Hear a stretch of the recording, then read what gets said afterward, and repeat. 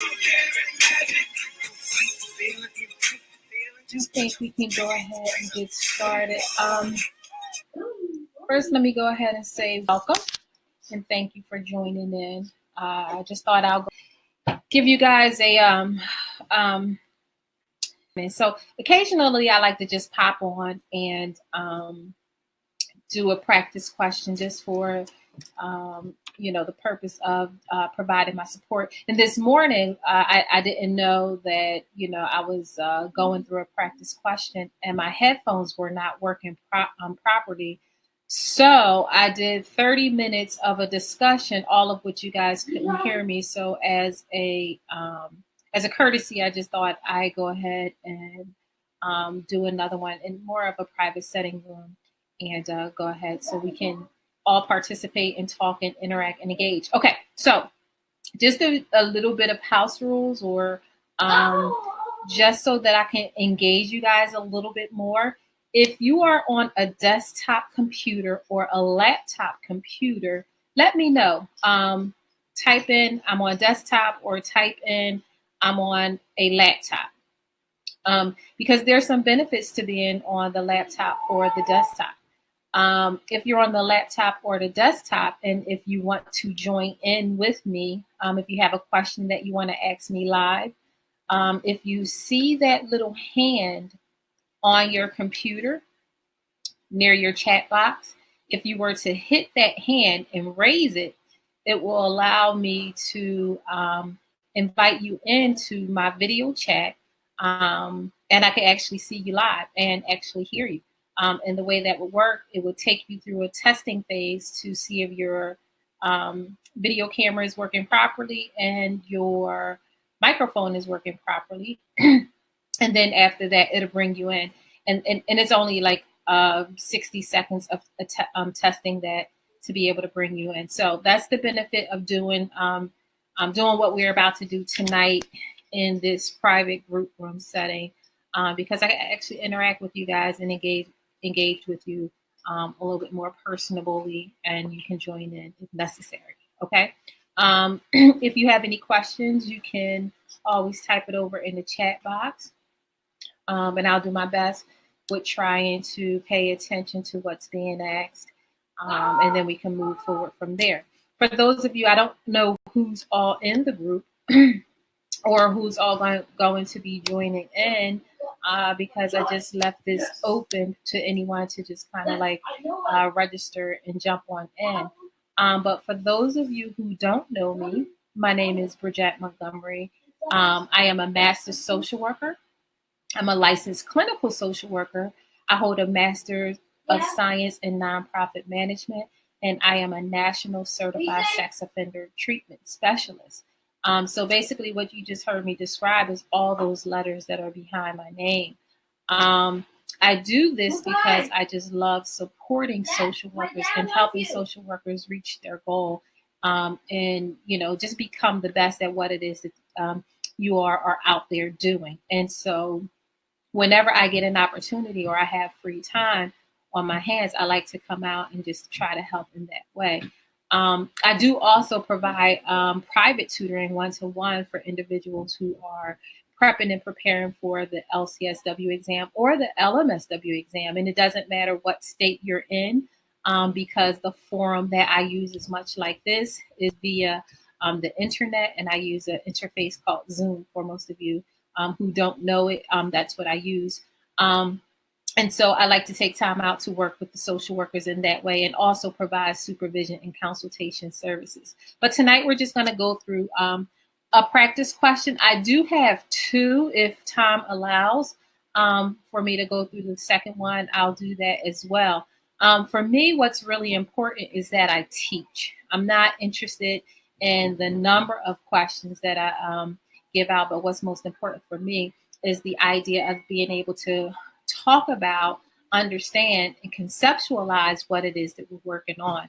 And so I like to take my time and slow walk through practice questions for the purpose of gaining a deeper understanding of what it is that we're doing. Now, what I do want to say to you all, and I need to encourage you with this, is that you know this material. So I will never give you any information that you don't already know. Here's how I know that you know this material. Everyone that is on this webinar are master's level social workers. So, what I do know is that you do have at least a minimum of 2 years of intensive training in social work. And so, you learned the basics.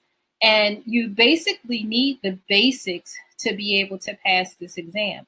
Now, the basics with the understanding of being able to analyze, process, and reason. So, this is a standardized exam, and we do know that.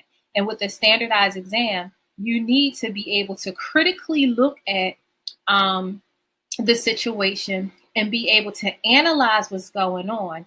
And then, as you analyze what's going on, apply the appropriate um, uh, intervention or response necessary to treat the problem, to treat the issue. And so that's what we're looking at here. For those of you who's been following me, I have some folks who've been following me for over a year. I have some folks who are just brand new to this whole process. But one thing you always hear me talk about is that there are two different types of questions.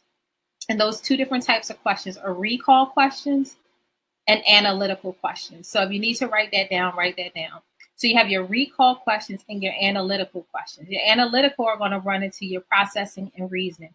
The recall questions are those questions that either you know it or you don't. If you know the information, then you apply what the skills that you need to be able to answer that particular question. And the reasoning questions or the analytical questions are those questions that you have to look at critically. You have to apply prior knowledge, information that you've already learned or information that you already have stored in your memory bank.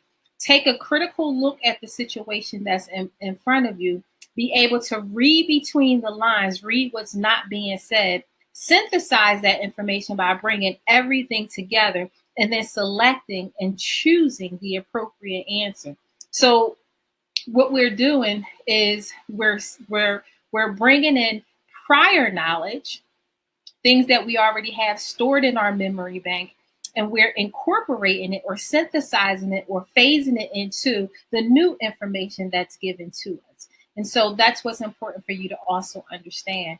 I don't teach, using tricks and strategies and all those different things. And I really don't highlight too much the acronyms because they can be a confusing tool to kind of use to help you work through these problems. And so what I do emphasize is the importance of internalizing. And you hear me say that all the time as well. You cannot take this exam by memorizing information. It's just too much information to know. And so trying to remember all this information, what's going to happen to you when you're in front of that computer? You have these questions up in front of you. You have that much time, a minute and a half to kind of think through, and you're trying to memorize what you read on a flashcard or what you've seen in a book or what you wrote down on your point sheet. And you're trying to remember that information, recall that information. You get a brain freeze, you stop, you halt, and you kind of freeze up and you get lost somewhere in translation. Even though you know this information, and then you kick yourself and you get frustrated with yourself because you couldn't retrieve that information. Well, this is not a rote memory kind of exam. This is an exam of understanding. Okay, that's all. It's an exam of understanding. And so when you're internalizing information, what you're doing is you're making that information a part of you. You're connecting with it. You're becoming one with it. And so with that being said, how do you internalize information?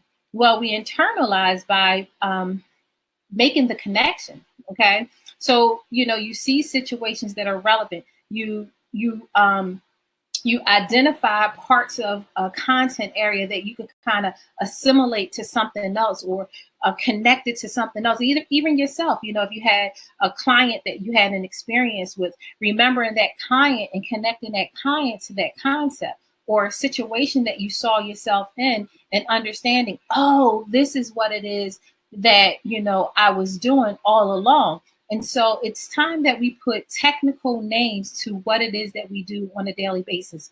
One more thing, and then I'm going to move on to the practice questions because I still see we got people coming in. And I think we got enough to go ahead and go over the practice questions. So also what I want to say is that the helping process is extremely, extremely, extremely important. Okay. We are social workers. We are a helping profession. And under no circumstance can you do what you do without understanding what it is that you do. And what you do is utilize the helping process. And now I know that sounds really funny, but that's what we do. We utilize what is called the helping process to work through the phases and stages of treatment that we go through with our client. And it doesn't matter what venue you're in. It doesn't matter what area of social work you're in. One of the things that I hear all the time, I'll hear people say, well, I'm not a medical social worker, or I'm not a school social worker, or I'll hear a school social worker say, well, I'm not, an outpatient therapist. I haven't done any therapy per se. Well, you don't need to be, either a school social worker or a medical social worker to understand the operations of what we do as social workers, because it's all the same. The helping process is the helping process, and it will never change in whichever setting you're in. And we all utilize it. We all utilize it. So understanding the helping process, if you understand what it is that you do, you understand the relevance and the importance of it, you can see how it works itself into these practice questions. You can see how you can use that as a foundation or a basis for understanding what you need to do, depending on the type of question that you are you being faced with, the type of intervention that you might need to use, based on where you are in the helping process will determine what type of intervention you use. So if I'm in the beginning phase of treatment, I'm definitely not going to use interventions that are, primarily used more or less in the middle phase of treatment when I'm working with an established client. And understanding that and knowing that, then you'll know which technique, which skill works best for the client at that particular phase of treatment that you're in. And so that's a point that I wanted to highlight as well. I talk about the helping process a little bit more in detail and in depth. I do have a webinar on the helping process, so you can always go and check that out. Or you can always schedule a one-to-one session with me, and we can go and talk about that a little bit more in detail. Now, for the fun stuff. All right. So let's go ahead and take a look at the question that I have for us today, or this evening rather. All right.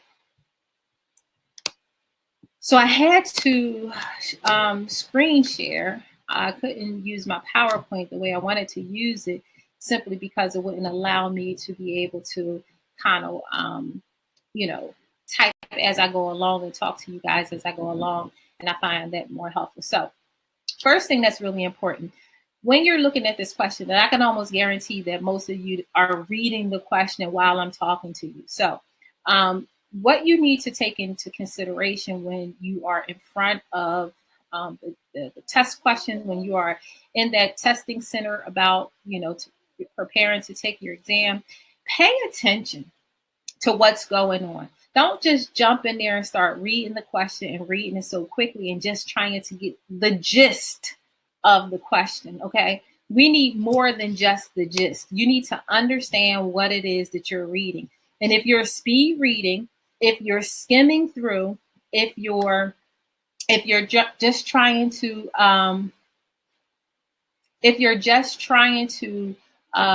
read the question just to pull out some quick points, then you're going to miss everything. So what you need to do is that you need to read these questions for an understanding, a clear understanding. And so it's extremely important that you take your time and pay attention to everything that you're reading. The other thing that I like to highlight that is very important for you to understand and for you to know is that every word counts. Now, I know some of you are probably already ready to answer the question and feel as though you got the right answer to, or you feel like you know what the answer is to the question as I'm giving the instruction, because what happened is that I'm going to pause for 1 second. I think I just got a text about something.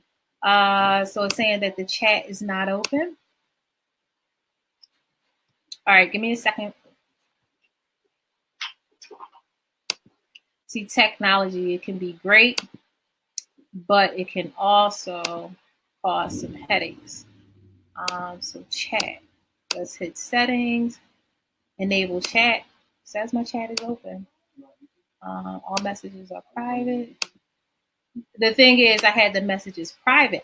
You guys are chatting, and I can see your chat messages. You just can't see everybody else's. So how about I make it public? There. Okay.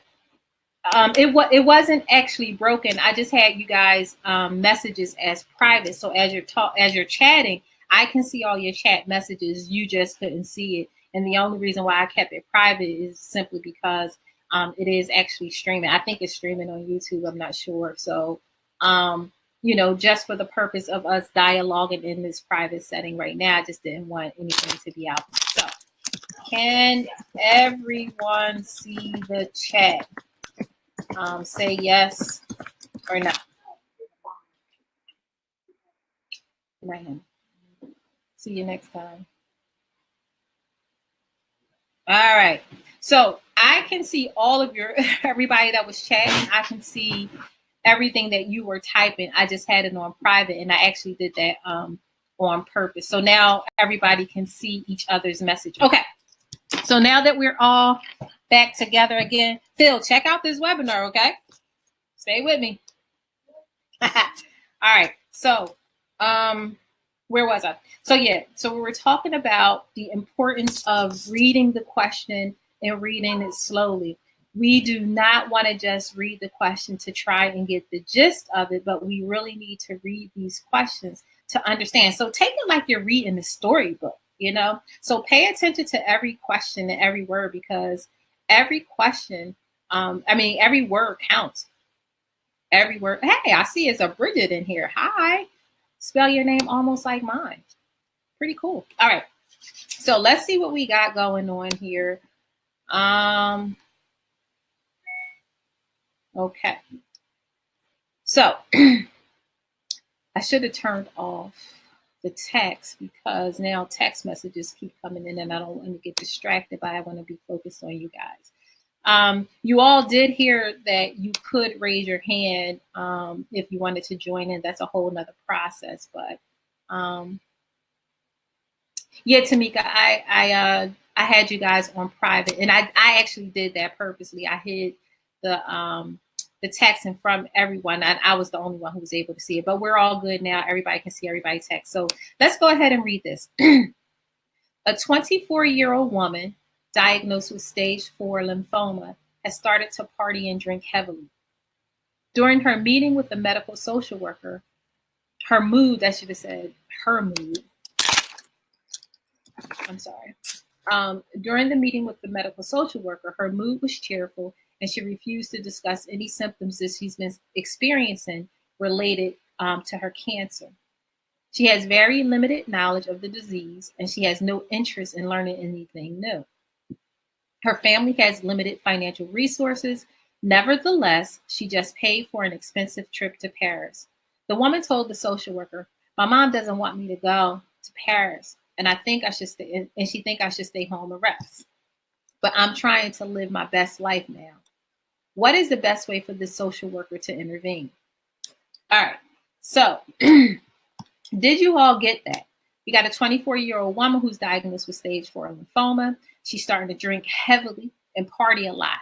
During her meeting with the medical social worker, the social worker was able to note that her mood was cheerful, and but she refused to discuss any symptoms that she's been experiencing with the social worker that's related to her cancer. She got very limited knowledge about her disease, and she has no interest in learning anything new. Her family has limited amount of resources, financial resources, that is. Nevertheless, she just paid for an expensive trip to Paris. The woman told the social worker, "My mom don't want me to go to Paris, and she think that I should stay home and rest, but I'm trying to live my best life now." So what's the best way for you, the social worker, to intervene? So you want to consider, how should you intervene as a social worker? All right. We have A, assess the client for depression and suicidal ideation. We have B. Wait until her symptom reaches a crisis point before intervening. C. Meet with the woman and her family to discuss ways of helping her cope with the diagnosis. Or D. Question the young lady about any fears she may have. So if you like, you can go ahead and choose what you think is the best answer choice given the circumstance and the situation we have here.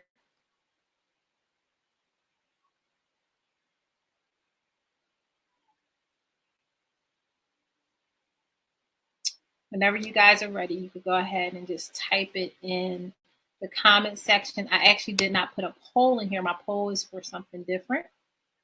All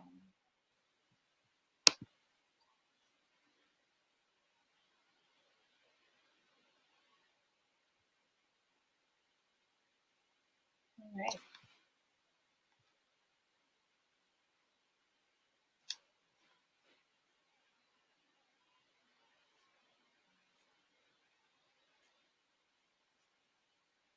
Okay.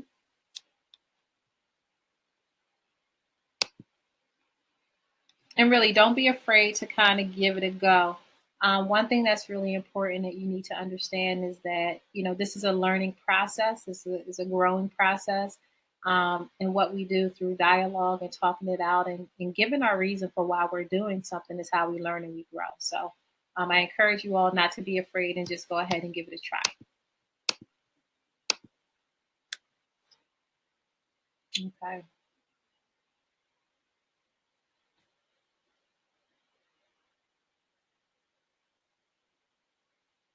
And I really meant to put the poll up so we could have kept our answers private, but that's all right. I think this is a good way for us to kind of work it through. Okay, I'm gonna give you guys about another minute to go ahead and put your answers in. And I'm gonna respond to this text message while you do that.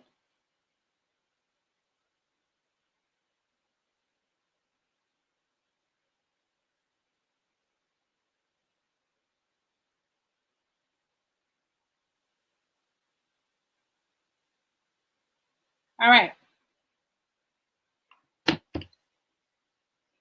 So it looks like we have a tie between A and C. Okay, very good. So let's take a closer look at whatever it is that we got going on here. So we have a 24-year-old woman, right, who's diagnosed with stage 4 lymphoma cancer. And so we know that stage 4 is pretty much kind of like terminal, right? And it looks like she started to party and drink heavily. So it's a bit of a concern. So this is a behavior. This is something that has happened. We can safely say, or kind of draw that inference after the diagnosis. And the reason why I say we can draw that inference that it happened afterwards is because it starts with telling us that she was diagnosed with stage 4 lymphoma, and then she started to party and drink. So during this meeting with the medical social worker, her mood was cheerful, and she refused to discuss any symptoms that she's been experiencing related to her cancer. So it, again, here it seems as if this is a first meeting kind of session, or our second, maybe not necessarily a first meeting session, but kind of like a run-in checkup meeting. Maybe the doctor already met with the client, and now the social worker is coming in to meet with the client. The social worker comes in to kind of assess what's going on or talk to her about her diagnoses. And the response that she's getting is a really upbeat, cheerful, a happy mood, and kind of like dismissive when it comes to talking about the symptoms. And so we can read that here. So she's upbeat, she's in a cheerful mood, she's cool, she's okay with everything, and she just don't want to talk about the symptoms. She just don't want to talk about what she's been experiencing, what she's feeling. We do know, it's giving us some information that she has very limited knowledge of her disease. Okay, so she don't know much about the lymphoma and what that means to have stage 4 cancer, and she has no interest in learning anything new. And so here is where we need to start putting on our thinking cap. Here's where we got to start thinking in terms of assessing what may be going on here. Something is going on here. What? I don't know. But we see some behavioral changes, right? We see her behavior is beginning to change a bit. We see that her mood and her attitude is pretty much incongruent to the diagnoses that, so there's some incongruence. Her mood and her attitude is pretty much incongruent to the diagnosis. And on one hand, we have happy and cheerful. On the other hand, we have her partying and drinking. And what does all that mean after, receiving report that she has a terminal illness, that she's going to die. Here we know that her family has limited financial resources. There's that word again, limited, not a whole lot. So they have limited financial resources. So pay attention to these kinds of words. You see how I'm highlighting certain things, because, these are descriptors. These are words that are pretty much giving emphasis to what it is that they want us to know. She has limited knowledge. She has limited financial resources.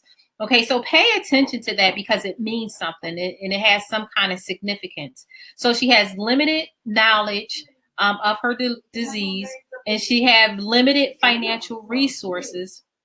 And so with that being said, the limited financial resources and the limited knowledge, her behavior again is just not in line to what's going on. I'm sorry, somebody just kind of like walked into my house, so it's kind of pulling my attention. Anyway, limited financial resources. Nevertheless, she just paid for an expensive trip to Paris. Okay, so they don't have money. They don't have a whole lot of money. She has a terminal illness yet, and still she paid for a trip to Paris. The woman told the social worker, "My mom don't want me to go to Paris, but she thinks I should stay home and rest. But I'm trying to live my best life." So what's the best way for the social worker to intervene? So we got a couple of things going on here. We got some behavior changes. We got some misuse of financial resources. We got some incongruence to her attitude in lieu of what her diagnosis is. So it's not lining up. It doesn't kind of make sense. And so let's look at the choices that they gave us. Now, keep in mind that you always need to select the best answer, not the correct answer, the best answer given the 4 options that you have. Now, with the 4 options that we have to choose from, we have A, assess the client for depression or suicidal ideation. And then we have B, wait until her symptoms actually reach a crisis point before attempting to intervene. Then we have C, meet with the woman and her family to discuss ways of coping with the diagnosis. And then we have D, question the young lady about any fears she may have. Now, the way I see this is more or less one of those analytical reasoning questions. Why is it what it is? Why the answer choice is what it is? And so we need to look at the 4 options that's given and try to see how we can process through that and see if we can make sense with that. So with choice A, assess the client for depression and suicidal ideation. Well, I would rule out A, because if we go back to the situation, we go back to the scenario and we take a closer look at it, there's nothing in here that's showing any symptomology or any signs that point to she's depressed or suicidal. So if we run to the idea or we utilize the idea of her being depressed or suicidal, then that's us making a huge assumption and we're kind of leaping or jumping, because there's nothing in there that points to any kind of depression. She's upbeat, she's happy, she's moving about, she's trying to live her best life. She's she's gone out, she's partying, she's drinking, whatever. She there's no sign of depressed, repressed, holding back, or anywhere does it state that she's doing things that is in line with maybe feeling a bit suicidal. So there's nothing pointing to depression and suicidal ideation or behavior. And anything that we state there is pretty much an assumption.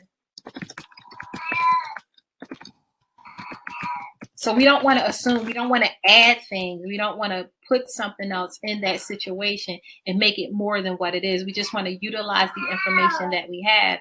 And so based on the information that we have, nothing is pointing to depression or suicide.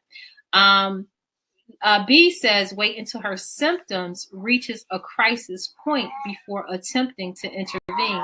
But there's a couple of things that's wrong with this, because basically, now keeping in mind for the purpose of the exam, what you don't want to do, you don't want to wait for anything. You want to move into action and do something with the client while they are in your care, while they are in front of you. That's what the ASWB is looking for, that you are actually able to give an adequate response, an adequate answer that shows action, that shows that you're doing something. And we do need to do something here. So we're not going to wait until she falls into crisis before we do something. You know, even if it's preventative, that's what we want to do. We want to prevent something from happening. And this question right here doesn't even look to that. There's no prevention. There's no safety planning. There's no processing. There's no nothing. There's just waiting until she hit a crisis before we move into action. And that's never, ever a good option. So we do not want to wait. We want to move into action, even if thinking in terms of prevention. And so with this particular question or this particular response, this is about knowing what you need to do. Now, keyword here, what is the best way for the social worker to intervene? Okay, so it's giving you instruction. It's telling you it wants you to do something. And intervene is moving into action. Waiting is not moving into action. It's not an action word. I think I just spelled waiting wrong. Okay, there you go. Waiting is doing nothing. Intervene suggests that you need to do something. You need to move into action. And so knowing these kinds of words and understanding what these kinds of words are asking us to do, then that is also giving us a hint toward knowing that we have, you know, what kind of intervention or what kind of technique or what kind of skill we need to use. And here we have to intervene. We have to move into action. We have to do something. Now, what? That's what we're trying to figure out here. So now, letter C says, meet with the woman and family to discuss ways of helping her cope with the diagnoses. I'm liking this one, and here's why. So we can already see, as you see that I kind of highlighted and pointed out some things in the discussion before we got started. I was kind of like sharing that there's some behavior changes we can note. She's drinking and partying. She's not thinking, she's kind of taking some risky behaviors, just really not thinking about, you know, her financial situation and how the financial situation can affect her treatment as she continues to move forward. You know, they have limited resources, yet and still her thought or her option is to go ahead and just go on to Paris and not really be concerned about the money. So I think right now her way of coping and her way of doing things, as she stated here, is to live my best life. And living her best life suggests that she's going to do, you know, we can safely say or safely draw this inference that she's just going to do the things that she feels that she needs to do right now, what's going to make her happy, based on this quoted statement that she made. But I'm trying to live my best life now. So I think what we need to help her do, help her live her best life, right? But we want to do it in a way that she's coping appropriately and not recklessly, right? So meet with the family to discuss ways of helping her cope with the diagnosis? I'm going to say yes. I think what the client needs here is healthy ways, or a safe way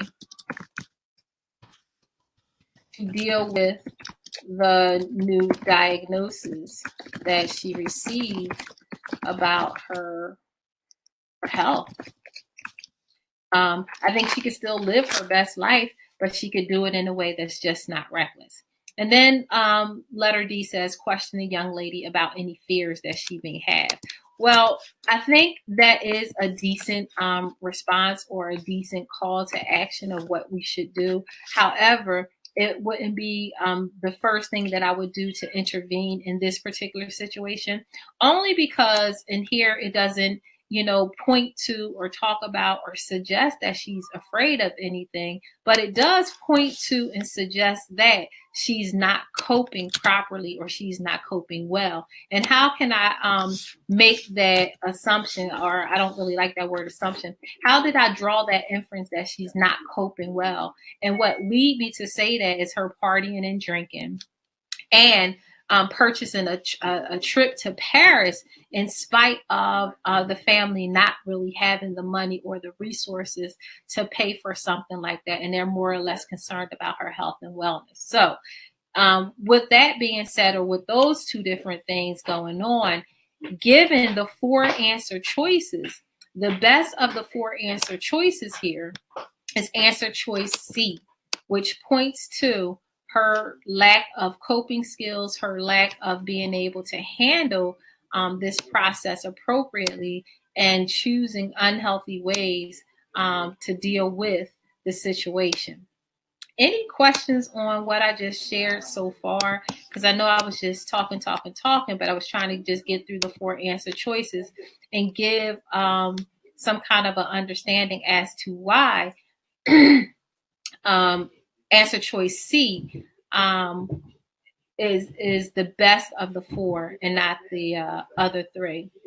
Okay, Heather said, D would have been my response since she is an adult and felt I did not need to include the family.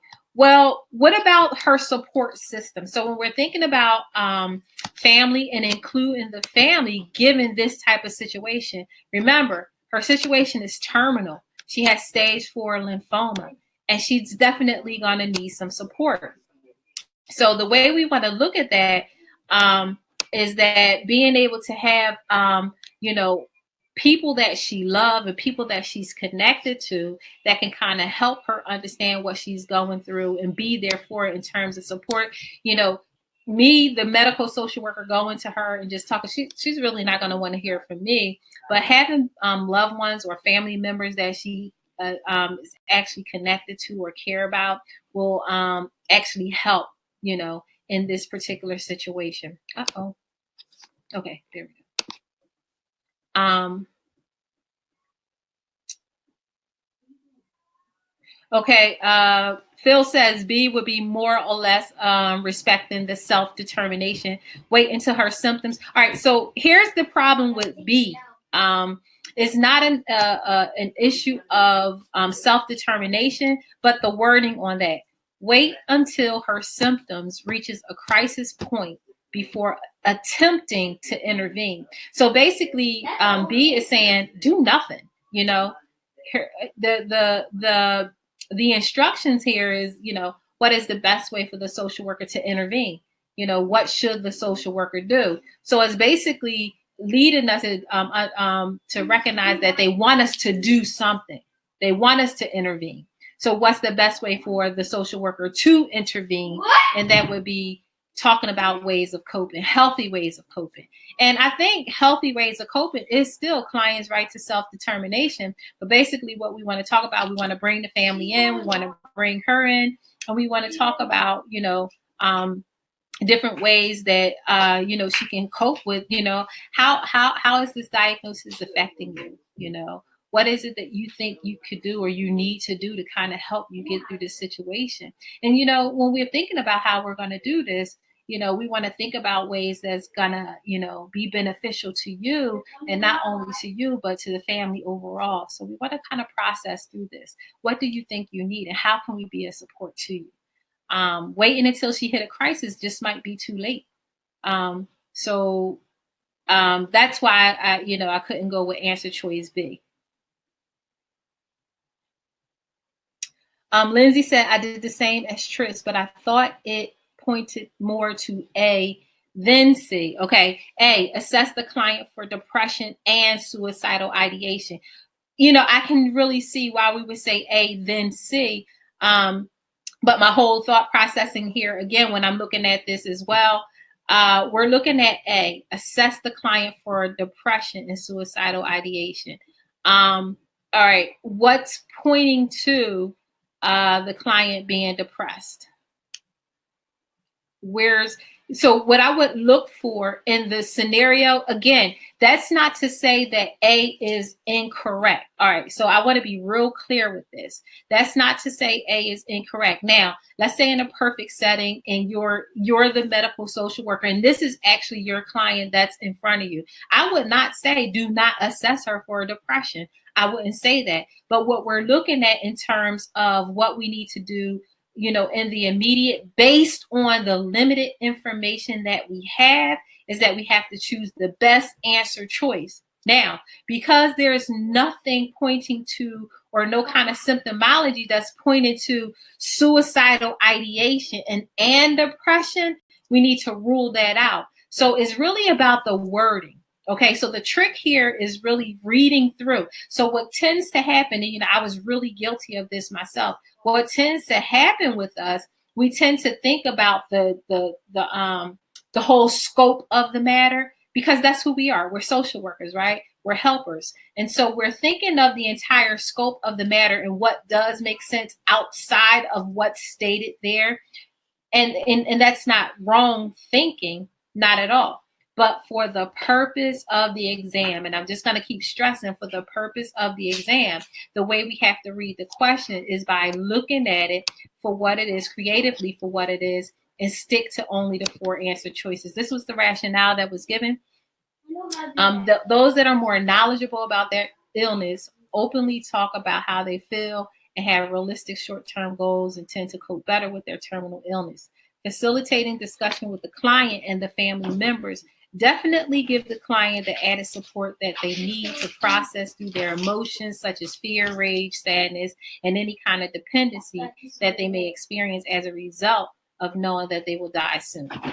Okay, I got some typos in there.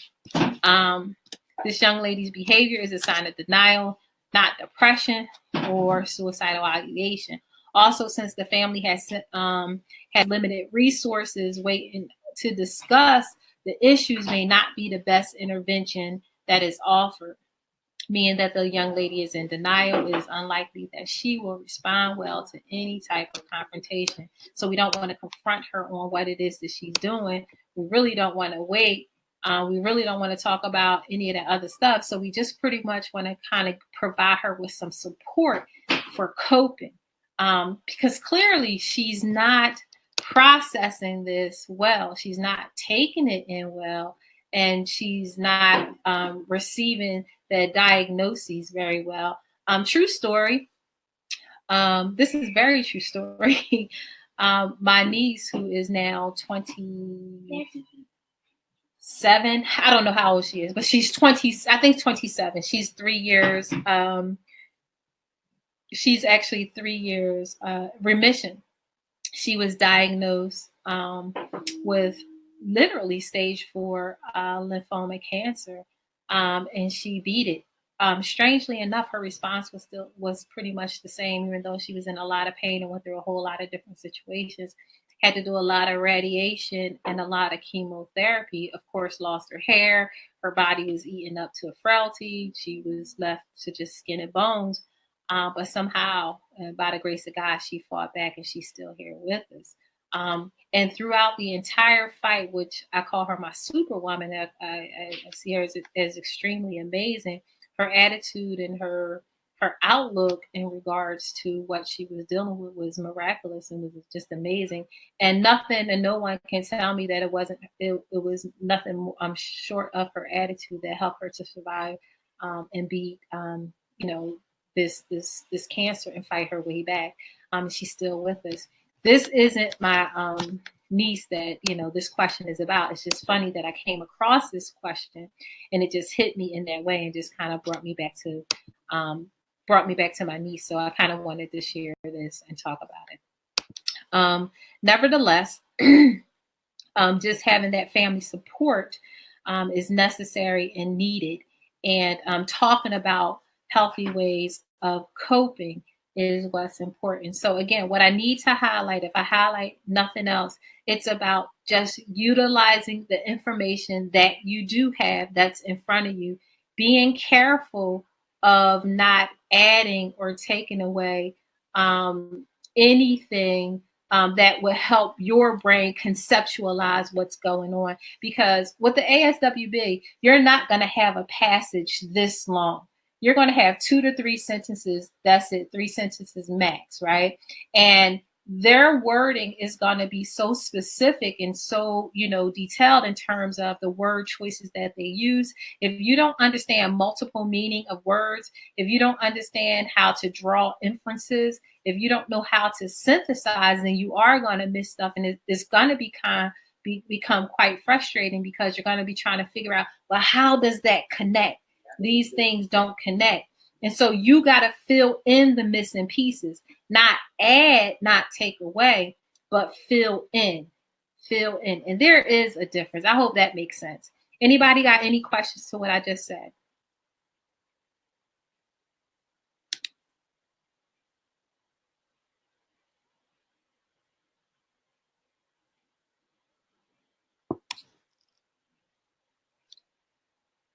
So I see Maisha, Trish, and Lindsay. So yeah, the family is not the client, and in this situation, the family still is not the client.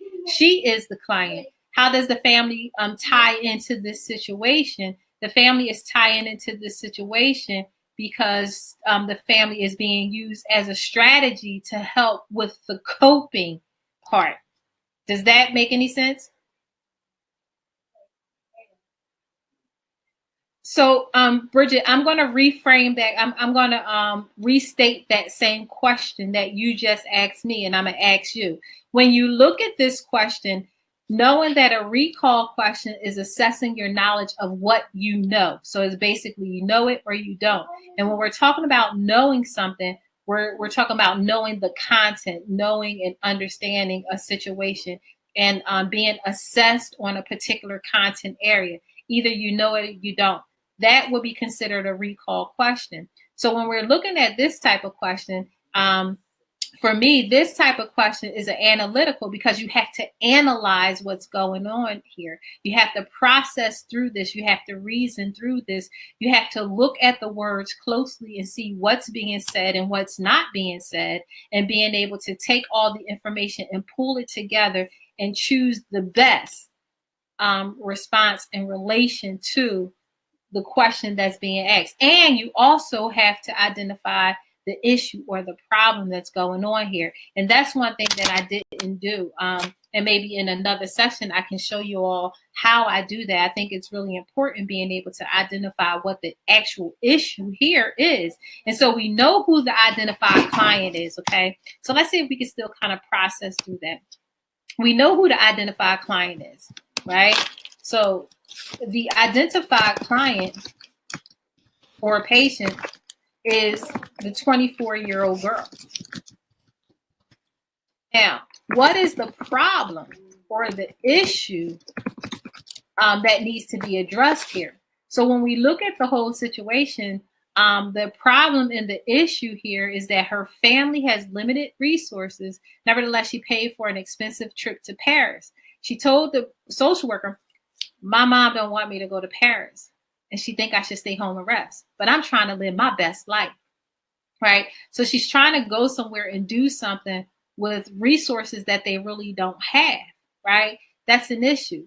Something else that's an issue. The issue is she's partying and she's drinking, you know, after being diagnosed with this stage 4 lymphoma cancer. So the issue here, we have to address the behavior. We have to address the choices. We have to address how she's responding to what was said to her. And so, how do we address that? We address that by trying to help her to cope with it. I hope that makes sense. You know, we're not addressing depression. We're not just going to ignore the behavior or ignore what's going on.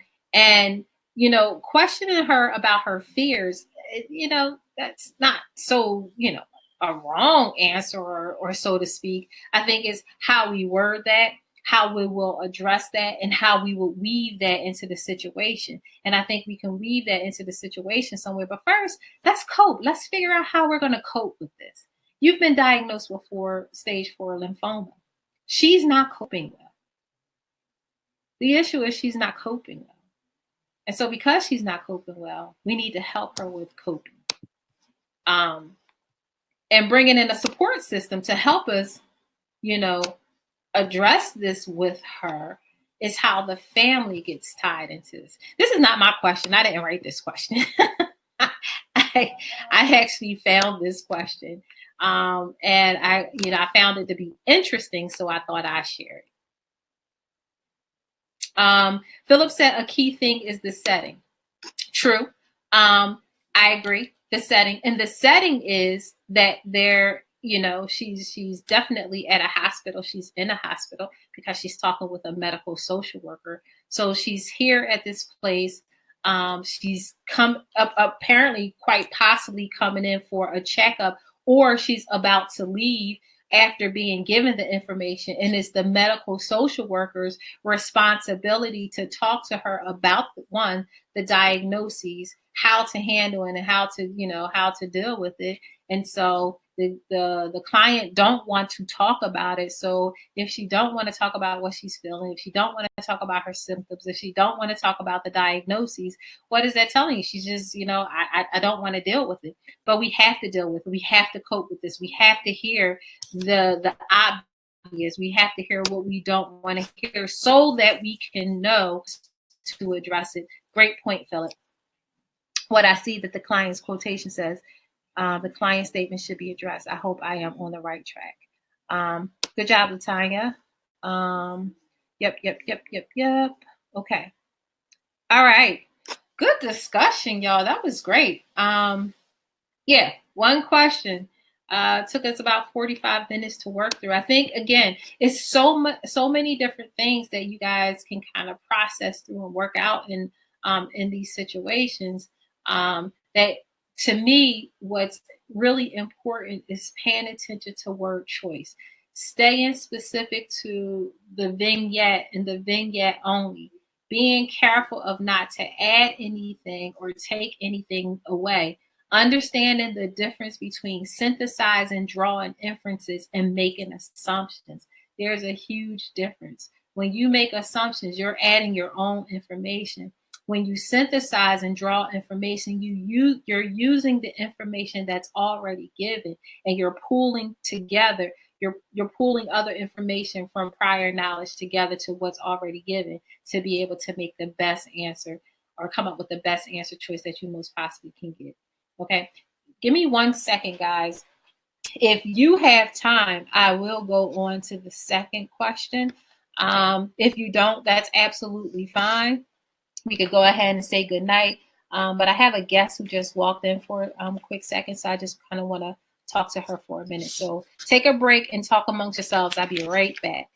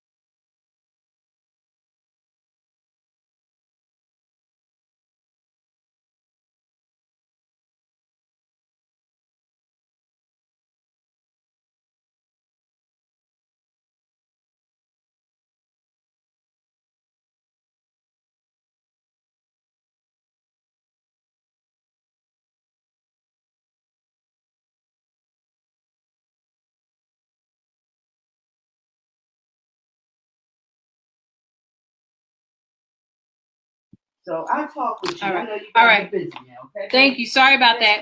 No And I'm doing problem. it as soon as I get off, as soon as I'm done. Okay. All right, guys. I am back. So sorry for that. All right. Okay. Thank you, guys. All right. So I took care of that. So let's go ahead, and this is a special treat tonight. So I never ever do 2 questions. So let's go ahead and let's take a look at this second one. Somebody had asked if I could do a question on diagnoses. So again, I came across another one, found that. I did not write this question, so I found one, and here we go. I think I made an adjustment. No, I didn't make an adjustment to this one. All right. But the other one, I did make an adjustment to that. This one, I don't think I tweaked. I can't remember. I think I was rushing. All right, guys, whenever you're ready, you could go ahead and read the question and get started. And then we'll quickly work through this one.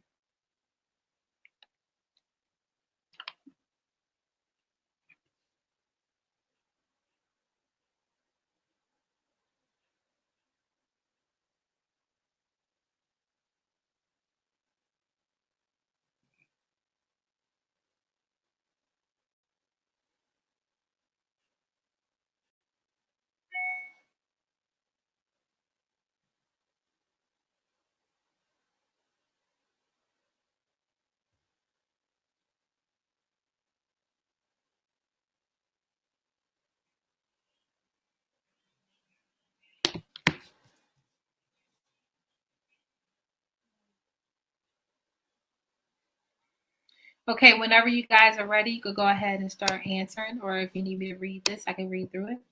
So we have a 23-year-old female was referred to a social worker by her primary care physician. The woman is unemployed and resides with her parents. She describes difficulty socializing and an intense fear of rejection. She states these issues have always been problems for her. She reports having little contact with her peers. Although she fantasizes about having friends, she thinks she is socially inept. She reports that she struggles to meet new people due to her fears that people will not like her. She does not recognize that her fears are irrational. What is the client's most likely diagnosis? A, avoidant personality disorder. B, autism spectrum disorder. C, agoraphobia. Or D, social anxiety. Now, when you come across questions dealing with diagnoses, these are basically recall questions. All right. So it's going to recall, assess, what you know. You're paying attention to symptoms, duration, behaviors, So these are the different things that you're going to pay attention to help you highlight or kind of have an understanding of what's going on. Okay. Good. I see we got some answers coming up.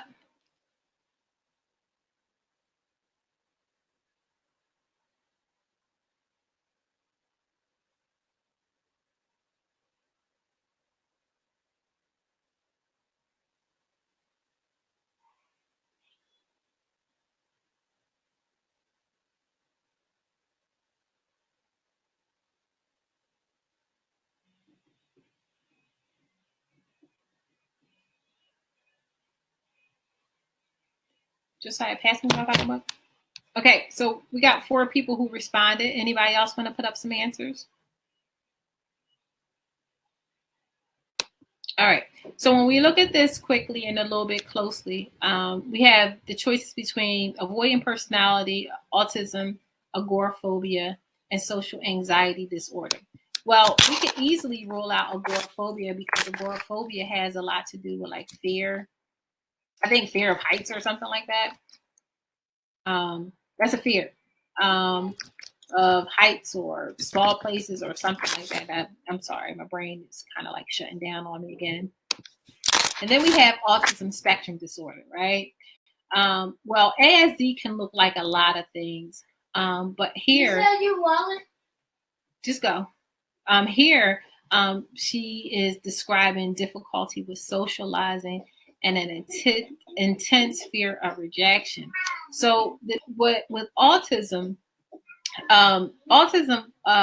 people that are on the spectrum or with ASD don't really recognize, the discrepancy in their social interaction skills, or fear of being rejected is not even a criteria, something that they, would deal with or worry about, because to them, just, being accepted or rejected is pretty much non-existent. So, nothing in this here statement points to any kind of symptomology related to autism spectrum disorder. So we can kind of rule that out as well. So that's a no, and that's a no. When it comes to avoidant personality disorder and social anxiety disorder, the two can look quite similar. They can look a lot alike. And I think what's important with this particular question is knowing the distinguishing characteristics between avoidant personality versus social anxiety disorder. And with avoidant personality disorder, what stands out the most is that they really don't understand some certain things. So here she states that these issues has always been a problem for her. She reports having little contact with her peers. Although she fantasizes about having friends, she thinks she's socially inept. She reports that she struggles to meet new people due to her fears that people will not like her, right? And so she does not recognize that her fears are irrational. And so, with that being said, that's the distinction here that we're going to see when it comes to the difference between the personality disorder versus the social anxiety disorder. And so when we're looking at what the correct answer is, the correct answer for this particular situation is A.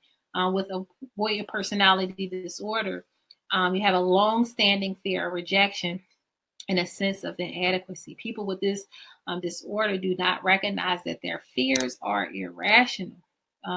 They often lack social relationships and may have occupational problems. The client does not describe symptoms of anxiety when she's in social situation, but instead she avoids the social situations and does not recognize that her fears are excessive. So with that being said, that's why D is a no. And A is a yes. So these types of questions are questions that you want to be able to get. You want to be able to answer your recall questions. So it's important for you to know those. How do you study best? Again, you identify those characteristics that make the distinction. So you're going to have things like this, right? You're going to have things like avoidant personality disorder and social anxiety disorder. Understand what, separate them. Adjustment disorder. Sorry, I'm losing my voice. And PTSD. Know what distinguish them. Schizophrenia, which is now called schizophrenia spectrum disorder, and bipolar spectrum, this pervasive depressive disorder, and major depressive disorder, right? So these are various diagnoses that you may come across on the exam, and they can seem very similar. And there are some things that distinguish, or maybe I should put schizoaffective disorder here as well, because sometimes schizoaffective could look like bipolar, but schizoaffective, believe it or not, no, let me say, schizotypal. Schizotypal disorder can kind of mimic, ASD and can kind of look like that as well. So looking at those various disorders and knowing the classification, duration, symptomology, what separates them, and highlighting those particulars will help you better choose between which it is when it comes time to take the exam, and you may find yourself with a question that have two very similar disorders as a choice for an answer. Knowing the difference in that duration, knowing the difference in time, knowing the difference in the criteria that you might meet is the distinction that's going to you're going to need to know with being able to answer the question correctly. All right. Any questions on that? I am really losing my voice here. I probably need to get me a cup of tea. Get ready to call in the night. And but I just want to give you guys an opportunity or a chance to ask any questions if you have any before I say goodnight.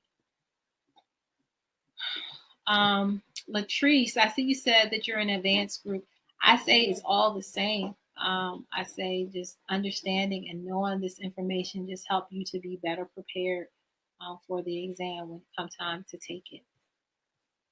Okay.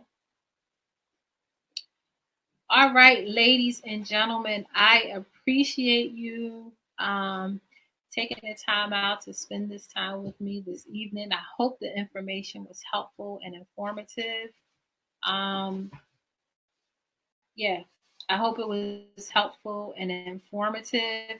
Extra added bonus, what's going to happen? You'll quite possibly get an email because you registered for this.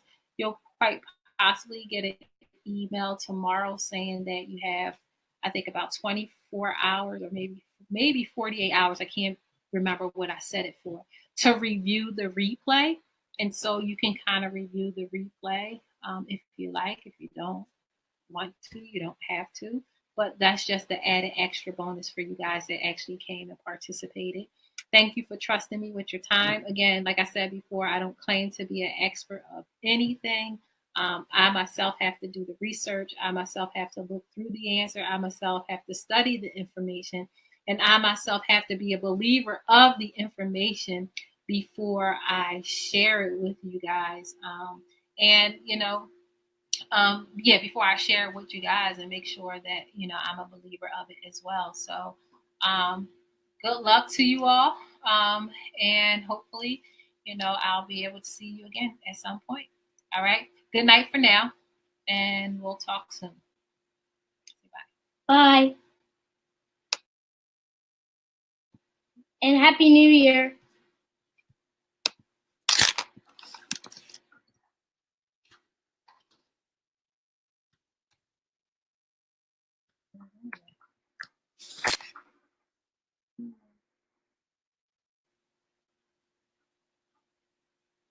Mom, I know the answer. It's A. Okay. How do you know? Because I want to learn about social studying and social